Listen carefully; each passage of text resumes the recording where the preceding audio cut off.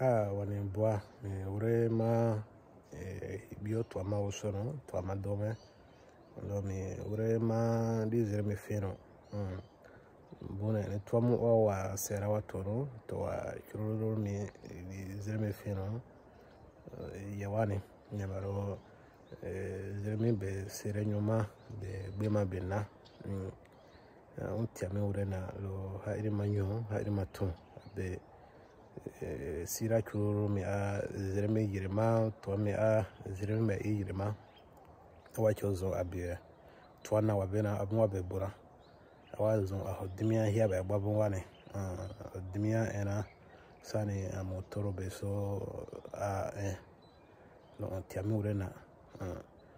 lo hairi manyo hairi matun abom dera we bura munyosi lo wuro lo Ɲan'an Ha'iri Yira vano ne toa be wane ne toa o jure ma yure lo ma abe we toa matibare a de go bra nyana mo ba bra Yirima o awabore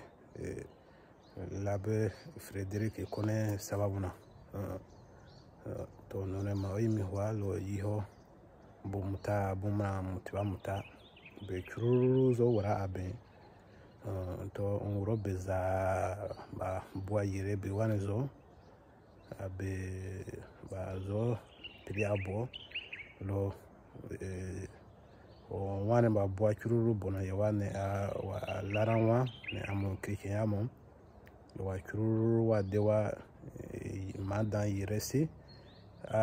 se ha yire ba tuwa anawa awa chozo lana wena so mwawe zo mahera mo abawe ahu amandana mahahia mari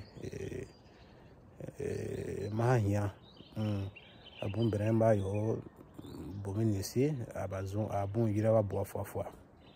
arima bon pamba bo nya pamba we azo mo foazere awazo zumbi mbimu be li mo bomu wa bumra ba ko bio wena kiroro mi abun awayira wani be bon be obra o ihuru ayo yotabe la dara so kiroro we ena ay mi to be dara o moawe to modern zena oritun wa here awachozo bon abebe no dizo also ba be kiroro hu abuna ba maramitane ana mo be kiroro yara vere to ba zo wara vano so lo wa mada yire kiruru ba zina obraha asitane yire obra biese no yiro anya bumra tumbe bumra lube bumra yibre lo ha yire ra somia asitane yire ra atwa brani diramite ta nuna mato avario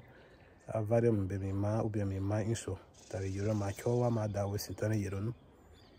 lo wazo diwede wa diwe mo zome bene awa bni ason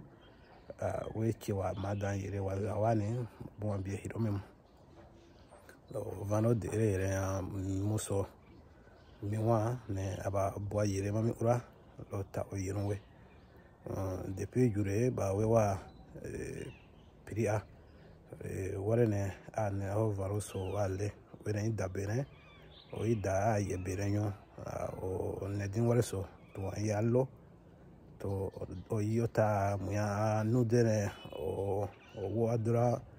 mo libo mununa mo varoso ania de micha to we be ona wanezere lo me manzara obramaye ko mi bi matiwa mo ma libo rezozo none ma yimi hwa na soda pasima meno bumra ami bwa bumra samprana antiame urena